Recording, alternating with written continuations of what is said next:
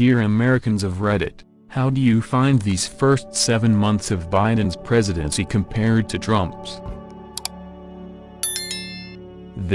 Whether you like Trump or Biden or whomever, Obama had it right when he said that having Trump in office was just exhausting in terms of the circus he was always creating. Whether you like Biden or not, it is nice to not constantly wonder what Twitter storms he started when he got his feelings hurt while watching Fox News. For those of you concerned about China, this is a great place to start. https://2.b/mat3bluall. Yes, this is a very basic video, but it's well done for a basic overview. Other than that, I deleted my comment because I'm getting too many notifications and I actually have a life and job, economist, and very much contributing to society BTW, and hope you all can find better use of your time as well. Be safe and get vaccinated. Biden's is going exactly as I expected. He's boring, but he's breaking promises left and right. So far he's reneged on student debt relief, which he can do unilaterally, the $15 minimum wage, $600 in COVID relief, and he's laying down while voting rights are destroyed and renters are thrown out in the streets. And, unlike Obama, we don't get the soaring speeches to make ourselves feel better about it. In short, he's the same centrist we've elected for 40 years. I agree with everything on your report card. I think that leaving Afghanistan was going to be a shit show no matter who was president. But I will say that if anyone actually thought he would do anything about student loan debt, I want to tell them about some magic bins I have to sell. He is backed by the banking industry and knows that forgiving that debt would be suicide for the next congressional elections. If we had Bernie or Elizabeth, maybe it would have gotten done. Was just thinking about this today, and he could have easily just passed the buck on Afghanistan to whoever gets elected next, and I agree it was going to be a shit show and we should have left 10 years ago if we even actually needed to go there in the first place. So I do admire his willingness to get us the fuck out of there even if he did take a political hit. Exactly this. I'm a libertarian. I've never voted Democrat in my life. I voted Biden this last election and I certainly didn't want him as my president. If the next guy that gets the Republican nod is just a Trump sycophant, I'll end up doing it again. I hate our two-party system so much. Can't I just be a fiscal conservative that doesn't hate gay people, please? Nope, not an American. No party for you. The reason is our voting methodology. Essentially, if you vote for a third party, your vote is meaningless because it always comes down to the two most popular choices. First past the post almost inevitably results in a two-party system. Ranked choice would be my preference. Would have loved to vote for someone I wanted, then Biden, I guess, if my preferred candidate doesn't get the votes needed. Germany, like New Zealand, has a mixed-member proportional system. The important bit is the proportional system. Parties end up with the amount of seats you'd expect from their popular vote. Hence both countries invariably have coalition governments, can pass budgets, and the center parties are reasonably close to each other, but a range of parties are both in the legislature and often in coalition. One thing that worries me, as much as the two-party system needs to die in a fire, is that any change would require an amendment. I don't really trust our politicians to not do something dishonest or self-serving with that kind of opportunity. I don't know how we're going to fix this country without opening the floodgates for something even worse, kinda between a rock and a hard place, you know? Essentially, all first-past-the-post voting systems will devolve into a two-party system. Nobody votes for the person they really want, but instead vote against the person they dislike the most. This doesn't mean that other candidates, parties can't run for office. It's just running independent/3RD party will always end in a loss given how big the main two are. CGP Grey has a great series explaining voting systems and their flaws. https://youtube.com/playlist List equals Punchvp by 4 Mebkinarkzab 7 FQ2 VF9C. Exactly, they claim to be, but all they do is spout we'll reduce your taxes, then reduce corporate taxes and maybe reduce upper middle class taxes by a tiny amount, then people cheer as if they won, when in reality, their lives haven't changed at all while the rich profit once more. 30 years ago Republicans could count on the evangelical vote unconditionally, so that meant they could safely ignore them when making policy. Something's shifted though, and it now seems the crazy Trumpers and the evangelicals are running things in the Republican Party, even though they ostensibly shouldn't agree on anything. Patton Oswalt had a really good bit about that, saying it's like watching a homeless man take a shit on the sidewalk. Then you turn around to tell a joke about it to a group of people. But while you tell the joke, the whole group looks over your shoulder and watches the guy turn his shit into a sombrero. I'm paraphrasing. This is a pretty big one for me actually. Lol.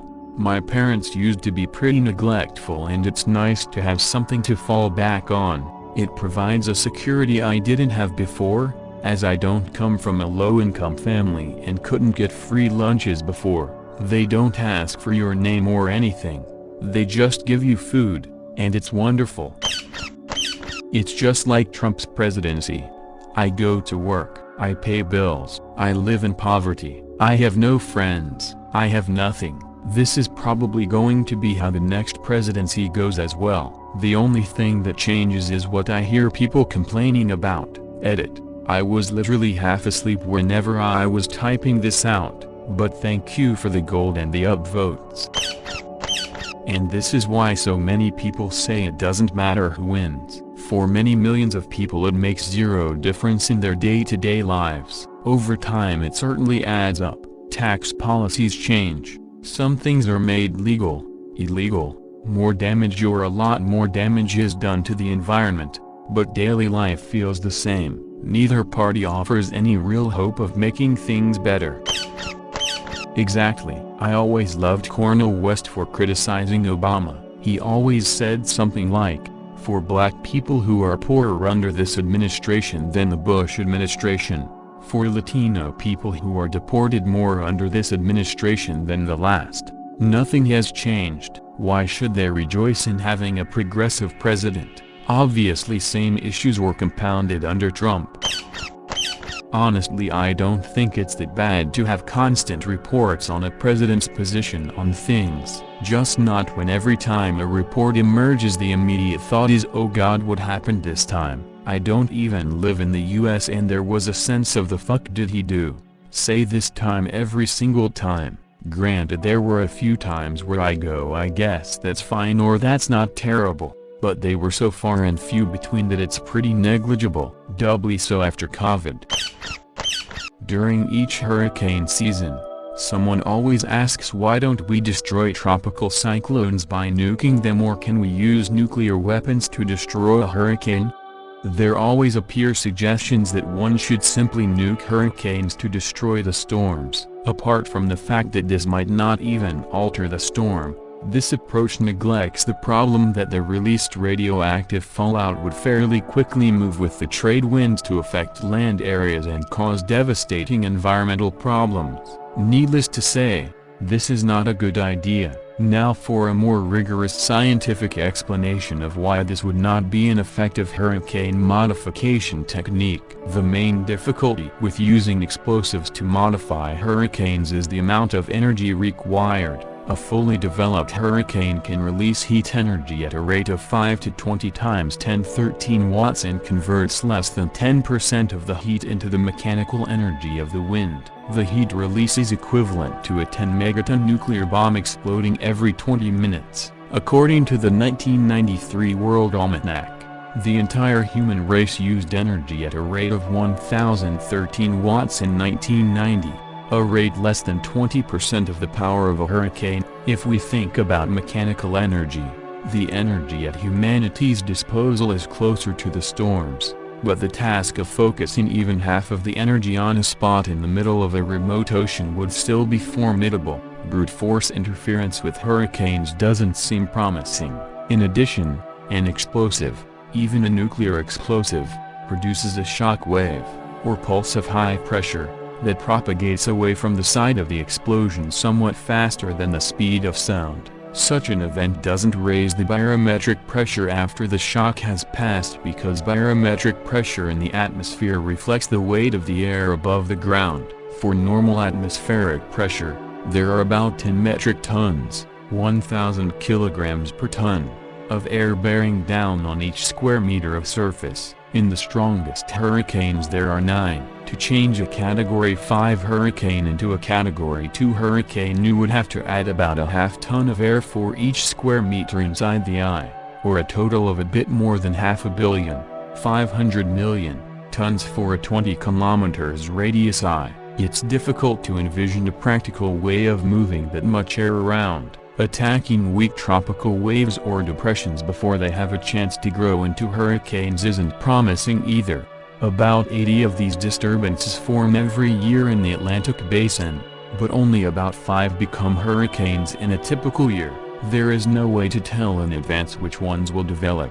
If the energy released in a tropical disturbance were only 10% of that released in a hurricane, it's still a lot of power, so that the hurricane police would need to dim the whole world's lights many times a year. From the NOAA's National Hurricane Center FAQ section. I work in space weather. One of the big instruments in the field, HAARP, which studies ionospheric conditions with regards to radio signals, has to regularly put out a FAQ on its homepage saying it cannot control the weather, mind control, or create chemtrails, because apparently enough crazy people saw a big antenna array with DoD funding and concluded it was some kind of Illuminati doomsday device. It does not remotely surprise me to see that NOAA would have similar issues with idiots and nuking hurricanes.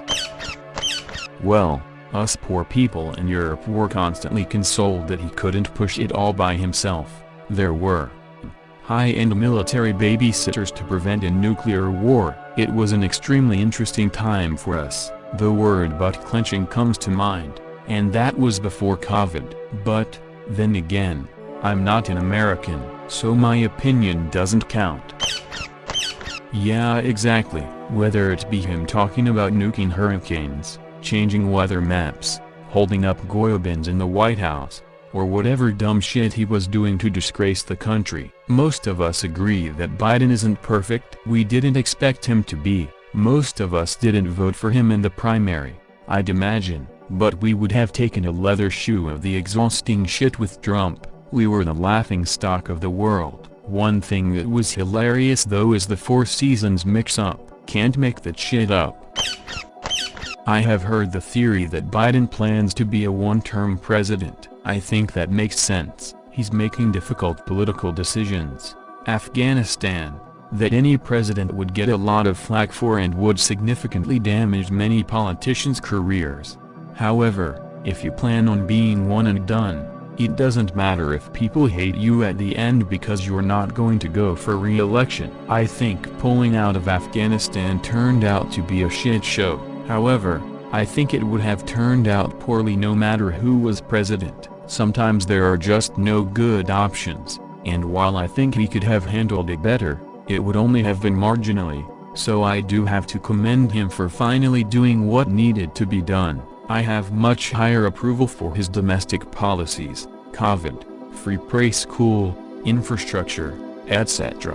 Some criticize him for not being progressive enough, but there's so much damage control he needs to do just to get us back to pre-Trump status quo that I'm not that concerned about it. I think pulling out of Afghanistan turned out to be a shit show. I agree, and as much as I hate making excuses for any elected official, I don't think we can have the Afghanistan withdrawal conversation fairly without having locked out the transition team for almost the entire time between Election Day and Inauguration Day conversation. The level of nuance it takes to end a 20-year military occupation has to be perfect, and would definitely be a top item to cover in a presidential transfer of power in any normal, non-bizarro reality. Biden had to really rush the transition in the minimal time he had, and then had to jump right onto the pandemic, which also couldn't get the clean handoff it needed because the exiting administration was more concerned with being combative and trying to push completely fabricated conspiracy theories in a desperate attempt to nullify a fair and free election. I want to put Trump behind us as much as anyone,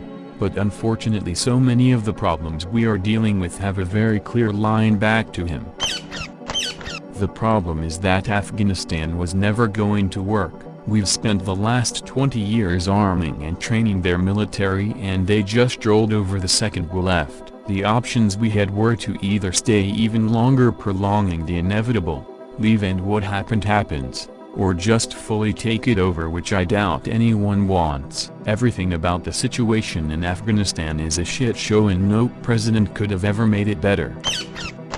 This is the most important point about the argument. A lot of the time when stuff like this happens, people debate how it should have been done. Nobody knows, because all these other factors are at play, and this seems like the inevitable outcome.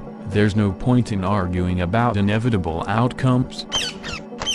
Me too. Even though it's good we're out, I am really glad I didn't lose anything or anyone over there. It would be as much harder for those who did. It's hard right now for those that did lose something or someone over there right now. I might sound heartless saying this, but if it feels like it was all for nothing now, it was always for nothing. It's just very apparent right now. And it's good that we left finally so no one else has to lose something, for nothing. This is a great point and something that needs to be repeated regularly.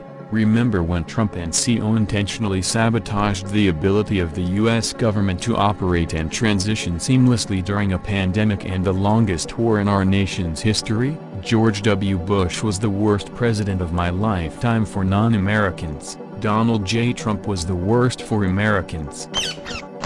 Other than people talking about politics less, I don't really notice any difference in my day-to-day life. Edit. Lol. I finally know what it's like to be brigaded by Trumpers. 20 different comments all within a 15-minute span that all say the exact same thing. Gas prices and groceries? No. Gas prices have only gone up about $1/gallon where I live, and my work gives me $6.50/mo plus $0.19/me for vehicle expenditure. The market is up 19% YTD, which drastically outpaces the admittedly high 6% inflation. None of that stuff has changed my day-to-day life at all. I love the one-issue voter crowd who are obsessed with gas prices. If they are going to make things up, could they at least care about important things like infrastructure, pandemic, medical, education? Ignore gas prices. Apparently the president controls all the gas prices, and that is the only thing to look at. Edit. Edited to make it clearer about their strange priorities, as if gas is the most important thing. Not that any of these are squarely or remotely decided by a sitting president. The media landscape in our country puts so much emphasis on who is president, and constantly manufacture controversy over trivial non-issues related to the president and national politics, when in all honesty the president doesn't have that much influence over the average American's life, and most people could care less about the president. We are only divided because controversy is profitable. Your local officials have vastly more influence on your day-to-day life, and it isn't close. When it comes to your kids' education, taxes, the money those taxes go toward, infrastructure, etc., all of that shit is on your local government officials who you have never heard of that are making those decisions. People love to bring up taxes when it comes to the president. Oh, Biden is in office now, so taxes will go up. Thanks Biden. Like bro, taxes are different on a county-to-county basis. If you want to save on taxes, move to the next county over. This might be true in the short term during non-crisis times, but things like the EPA and the presidential policy towards corporate mergers end up having a tremendous effect on our day-to-day lives. The way big tech was allowed to consolidate under Bush and Obama is directly affecting anyone using the internet in massive ways every day, and that is straight executive power with little influence by Congress. Their decisions surrounding the 2008 collapse have seriously affected millions of lives as well. Things like corporate mergers and how monopolies are ruining lives of course are rarely what mainstream news talks about since they themselves are owned by monopolies, so I don't wholly disagree with your point. I would also agree that local politics is criminally underestimated in its importance to people's day-to-day lives relative to national politics, but I can't ride with you all the way to presidents don't really matter.